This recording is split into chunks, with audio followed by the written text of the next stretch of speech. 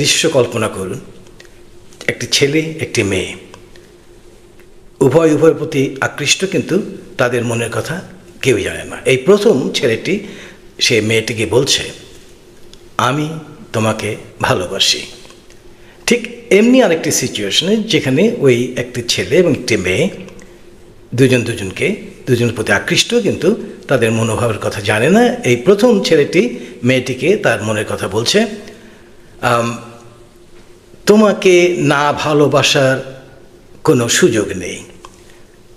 এখন এই প্রেক্ষিতে যদি মেয়েটি বলে বসে যে ঠিক আছে, তুমি তোমার সুযোগ খুঁজতে থাকো, আমি দেখি কোথাও, এই কথাটা বলছি কারণ আমরা বিশেষ বিশেষ ক্ষেত্রে যে সমস্ত কথা বলা প্রয়োজন সেগুলো যদি সঠিকভাবে না বলে, অর্থাৎ ভাষার প্রয়োগ